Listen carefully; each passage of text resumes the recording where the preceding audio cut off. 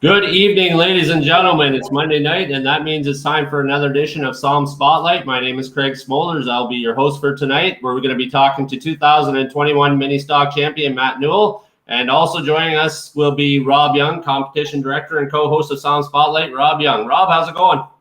Great. How you guys doing? We are awesome. Rob, we are at the Speedway. It's very nice to be out here. It's a beautiful day. It's a little breezy, but there's a lot of snow on the track. And I'm telling you, Rob, I'm ready to get going here in the next month or so. What do you think? I'm pretty jealous.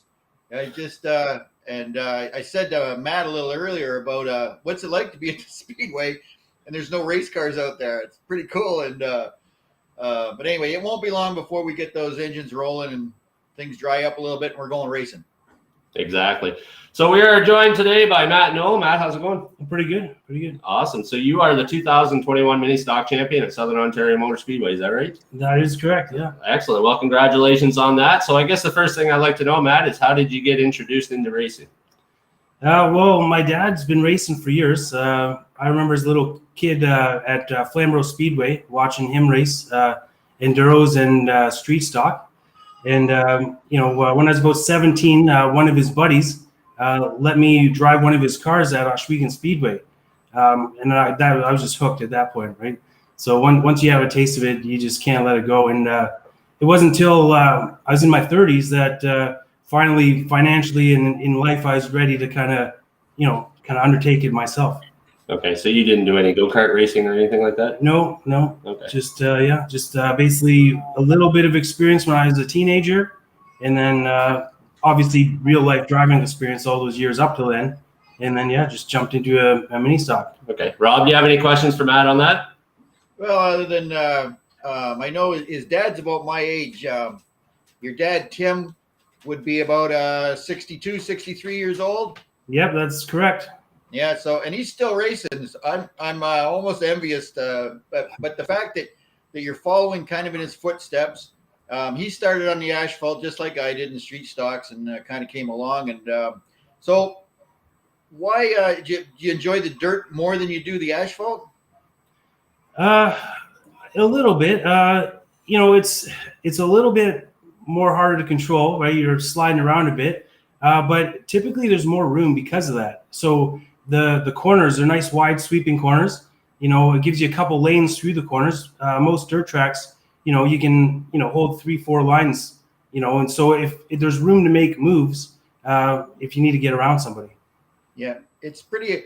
it's pretty exciting on the dirt. I remember coming from the asphalt, and the asphalt, you couldn't really make any mistakes. You kind of had to be bang on, or you get freight trained. If you got out of line, especially at Flamborough, it's nose to tail, and if you get bumped out of the way, they're gone by you. But on the dirt, you can get bumped, and you can be right back in it the next lap. Like I said, you can go 3 wide. I don't know of any asphalt track where you can ever go more than 2 wide, three and 4 wide. In fact, at the new track that we have here, you can go 4, sometimes 5 wide. Especially you guys, you put on a heck of a show. Yeah. So I guess you jumped into a mini stock. That was your first attempt at racing. Talk about your first year and how that went for. What year was that, and how your first year went? So 2014, I had a daily driver that I was using to get back and forth to work, and it started to be not reliable. So I, with a racing history or whatever, and that's kind of what kind of sparked me to get back into racing. Was I literally took my daily driver, my 4-cylinder Saturn SL1, and I turned it into a race car. And from that point on, I raced it. It was a little underpowered, right, being a Saturn with 100 horsepower, but I had a blast, and I did pretty well in it. And yeah, that's basically how I got started. Yeah. Awesome. And Rob, do you have any questions about that?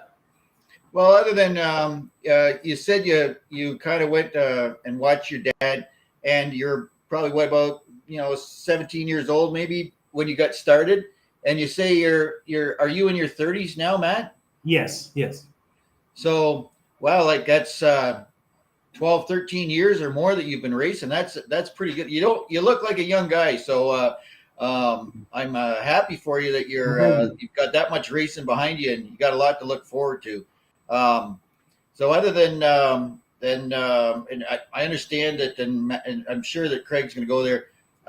This isn't your first championship, so yeah, no, yeah, I did. I won 2018 mini stock championship at Oswego Speedway. All right, I'm going to turn it back over to Craig before I get off the agenda. So, how did you pick the number 2?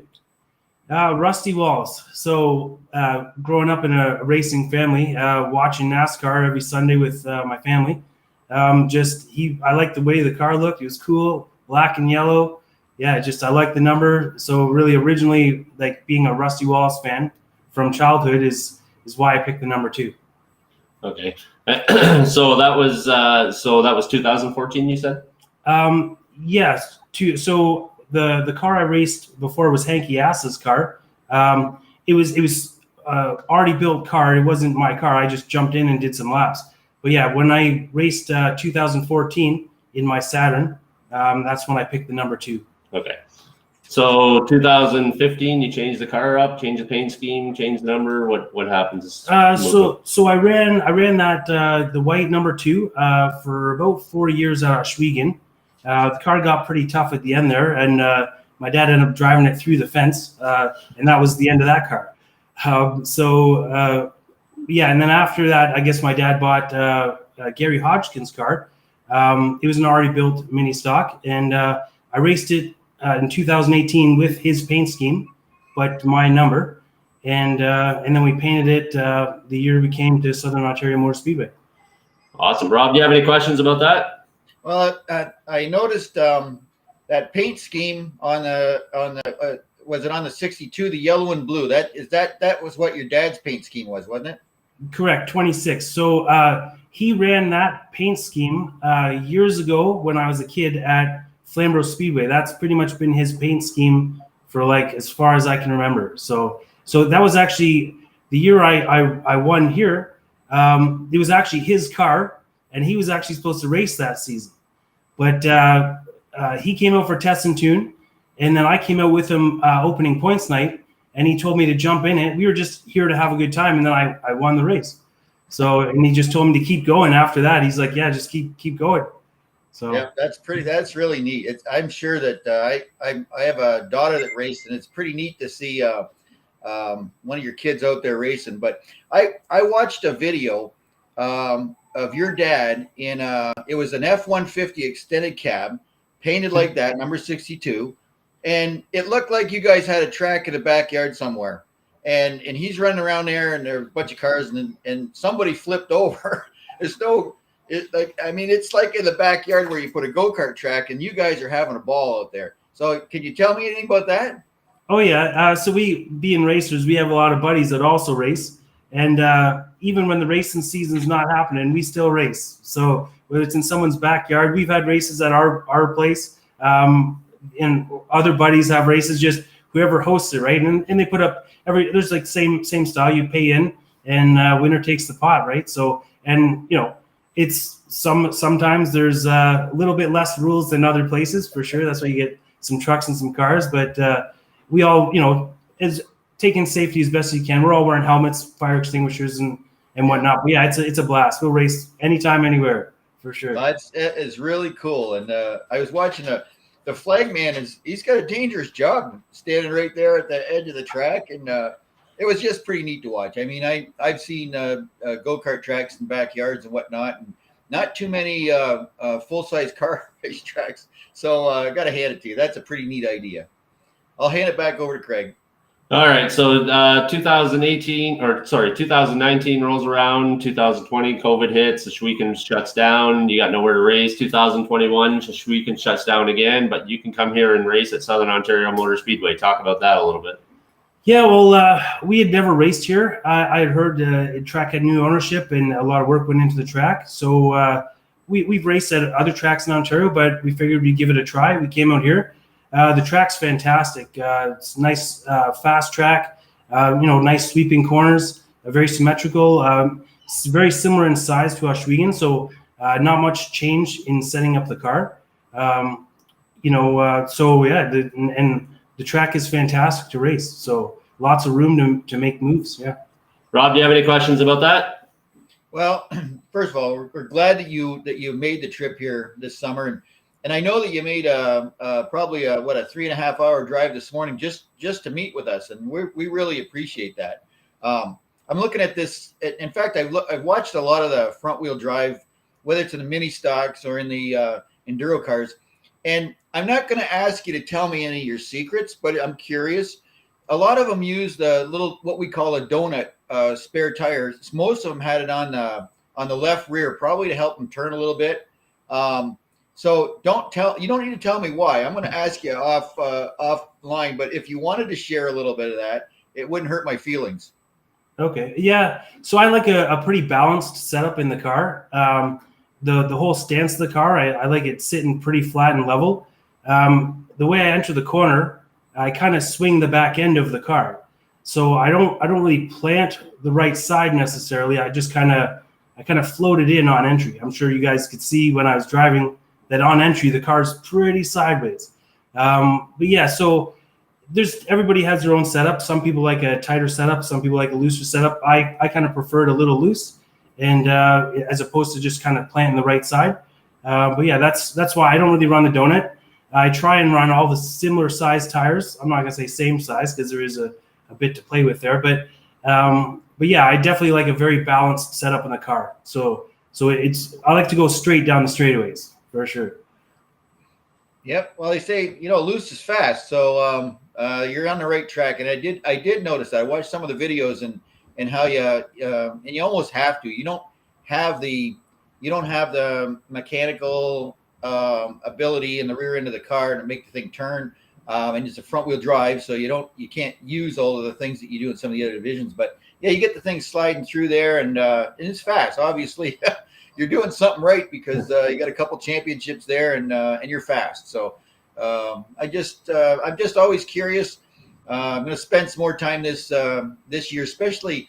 It's cool to see some of those enduro cars how they handle, and they're using stuff that you would really wonder about. But I'm going to pay a little more attention to that coming up. Anyway, I'll turn it back over to Craig. Okay, so now you're getting ready for the 2022 season. Talk about that a little bit, what you're doing right now to get the car ready, where you're planning on racing, and what you're thinking about doing for 2022. So during the winter months where we're not racing, I'm pretty busy at work. I basically work everything I can because during the summer months, I take a lot of time off for racing. So this year, basically it's as per COVID mandates, right? So just like the last couple years, you just do what you can, right?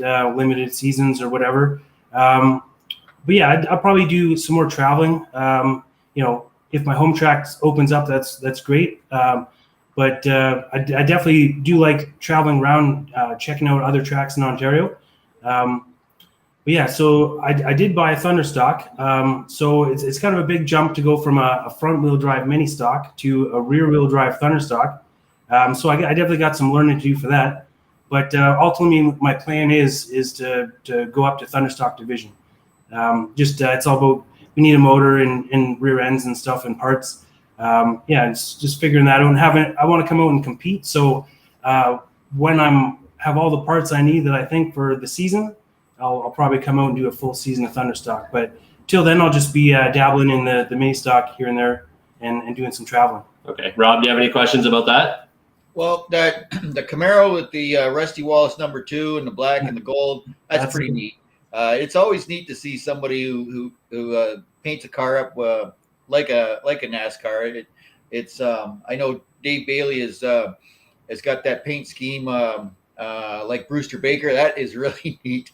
And anybody that comes out with a 21 red and white Wood Brothers car, I'm always interested in that kind of stuff. But yeah, that car that you have in the picture, do you still have that car or? Oh yeah, yep. Well, like I said, I'm just trying to gear up. When you do a full season, you're trying to compete. Inevitably, you're going to crash. Things are going to break. So you really need to have, especially in a car that's 50 years old, you definitely need some spare parts available, like ready to go. So otherwise, if you can't get a rear end, all of a sudden you're missing a week, and there's your points. So you really need to have all the parts ready to go before the racing season starts in order to be able to compete at a fairly high level. I remember back when it actually was Steve Shaw brought the Thunder stocks to life here in our neck of the woods, and I was the first guy to say, well, the reason we got rid of those before was because there was no more parts, and all of a sudden now we've got like 150 Thunder stocks out there, and they're still running 10-volt rear ends and the Camaro chassis, and so I guess I was wrong, and he proved me wrong. It's really exciting to watch those cars, and I'm glad to hear that you're going to step up to that. I don't know, and I'm sorry I didn't have the agenda, Craig, but Matt mentioned about his work, and I was just curious to know what he does for a living from week to week. So I do non-destructive testing and inspection at Dofasco in Hamilton, Ontario. So when they turn off the steel making, like the blast furnaces and cranes, all sorts of stuff, as they're shut down, we go in and like round the clock, 24 hours a day till it's finished. Whatever they're doing, if it's a refurbishment or if it's just inspection. So basically when they turn it off, it's all the trades. It's electricians, you got mechanical guys, welders. They just basically an army of guys just jump on it, and it's nonstop till it's done. So when we're working, it's pretty busy. So it keeps me busy. Like I said, it's 12 hours on, 12 hours off, and round the clock. So it's definitely when we're busy for sure.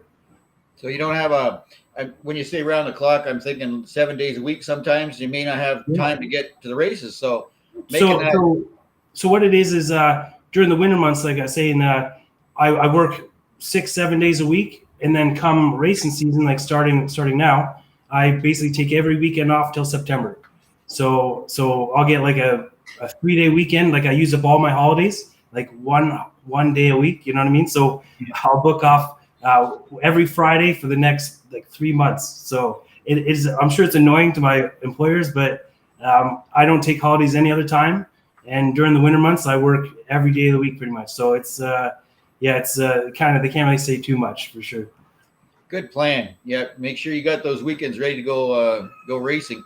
Reminds me of when I was younger and all my buddies were thinking of getting married. I always said, do not get married during the racing season because I won't be there, and unless it was a rain out. That might be the other thing I do. But anyway, all right, I'll turn you back over to Craig. So, Matt, I guess I'm wondering, what would you say is your greatest accomplishment so far in racing? Definitely the championships, right? So it took a long time to get there. It's like 7 years of hard work. A lot of people don't realize how much work it really goes into to getting there. Literally all that time, like, so you only see the racing happening on the weekend or the race day, but really all the work through the week goes into that, right? So 6 days leading up to the race, every day you're in there wrenching on the car. So definitely it took a long time to get to the point, and there's a lot of knowledge that you got to acquire too to kind of figure out your setup, figure out what makes the car fast, continuously working with the car, changing your setup. But yeah, it's the hard work that goes into it, and it's nice to be rewarded after so much hard work, years of putting in the time. But yeah, it's just, if you work hard, it'll come for sure. Rob, do you have any questions about that? Well, now, do you and your dad work out of the same shop, or do you have your own place and he has his place? How does that work? So all the work gets done at his shop. So I do most of the work on all the cars. So it's a lot, and he's a pretty aggressive driver. I'll just say that. So sometimes there's quite a bit of work to do. So yeah, it definitely keeps me busy for sure. And do you live far from your dad? So I used to live in Hamilton, but once we started racing, the driving back and forth every day was a lot, right? And it took time away from the actual work to be done. So about 4 years ago, I actually just moved in with him.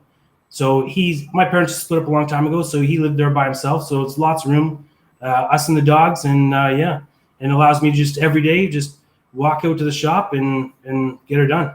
Wow, I hear you. Nothing like living right there, especially if things aren't going well. You just walk away from it, go in the house, and come back later. That's pretty neat. Yeah. But well, I'm really impressed. The fact that you're coming along like that. You're the right age to really step it up. And that when you talk about getting the car to work better, and you sound like you're pretty mechanical. Especially when it comes to the Thunder stocks, got to be pretty creative. There's not a lot of things you can do, especially the rear end's got to be straight, and you can work with stagger, and you can work with different springs in the front, but yeah, you got your work cut out for you. But I think you're up to it. Definitely a big learning curve for sure, and the tires, right? Tires are so important. It's the only part of your car that touches the racetrack. So definitely something I noticed already. Dabbling in the Thunderstock is the tires. They expand and contract. It's like, whereas the mini stock, it's a DOT radial tire. They don't really change much, right? Even with different air pressures, where the Thunderstock tires really change, like in size and everything. So, sorry, excuse me. So Matt, what do you think about the future? Do you think you're going to stick with the Thunderstock for a while, or would you want to get into something different, maybe a sprint car or a modified or a late model or something? Well, a racer's a racer. Like I said, I'll race anything. I'll race shopping carts if you want to. Meet me at the grocery store. I'll be there. Rob, do you have anything about that? Well, this, he's talking about the difference between the mini stock and Thunder stock and tires, and you're right. Tires and shocks are almost everything when it comes to stock cars. But not to keep referring to Dave Bailey, but I noticed that he had like 8 spare tires. You guys can run the McCreary's and I forget what the other one is, but anyway, American Racer. And he had 2 full sets of spares. So, and there's a guy who gets around pretty good, carrying all those tires with him. Yeah, tires are everything. It's amazing. But I'm glad that you mentioned that, because that is a big important part of it. Well, it definitely gives you options for your sizes, for your different compounds. You're allowed siping tires and stuff, and depending on what the track is, you might have tires specifically set up for when it's wet, or tires for when it dries out. So definitely, I understand why he has so many tires for sure. I'll probably be having, I don't know about 8, but I'll definitely have a whole another set of spare tires anyway. Yeah, it is. It's. I was at Humberstone, and I happened to glance over, and I saw his, and I was looking at some of the other trailers, and you'll notice that the guys that do run up front, they got a lot of tires. So they know, as you say, the tires are pretty important. So that's just something to think about. Matt, do you have any sponsors you'd like to thank that help you out throughout the season? Oh yeah, Gales. Gales has helped us out since the beginning. Gales Auto Aftermarket. WeatherTech. My stepdad helped me out. He works at WeatherTech, and he got me some equipment through WeatherTech. Yeah, that's really our only two main sponsors. My dad's trying to get a few more sponsors for this year. We'll see how that goes. It's always a battle getting people to pay you to go have fun, right? So, but we'll see what happens. I might have a couple new ones this year. Awesome. And social media, do you guys have anything on Facebook or YouTube or Twitter or anything? So I do have a website. I'm not the most technical guy, so I don't really update it. I really should. It's a few years behind now, but mtnracing.ca is our website. All the race videos from since I started are on there. There is a YouTube page, a link to a YouTube page. It's I've tried to put on. I've had GoPros on the car since we started racing, and I've tried to upload them like since we started. So there is, if you feel like going back and watching me drive around in a Saturn, you can definitely go. There's the website there for sure. Yeah. Perfect. Yeah. Awesome. Yeah. So if you want to go check out what Matt Nuell's doing, head over to that website and see what's been going on in his racing career. And what about swag, Matt? Do you have some shirts or something for sale for people that if they want to buy something from you? So we had these shirts.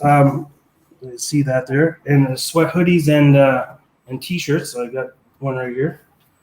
So we got my dad's number on it as well as my number on it on the arms, each arm.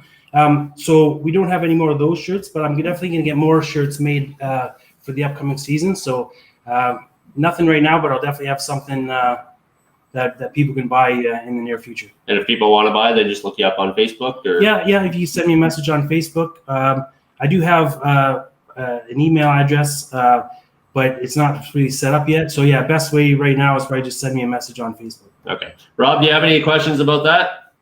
Nope, other than he's got the perfect scenario there. He's working with his dad.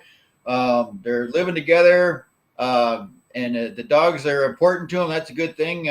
I'm not supposed to talk politics, Matt, but I can tell you that we're on the same page there. We'll have to talk about that sometime when you come down our way. All right? Yeah. Keep up the good work. All right, Matt. Well, thanks a lot for joining us. We appreciate you making a long trip down, coming down and do an interview with us. Congratulations on the 2021 Mini Stock Championship at Southern Ontario Motor Speedway. This has been a great conversation. We appreciate you joining me and Rob on here. It's been a great time, so we really appreciate you joining us. Great. Thank you. Thank you very much.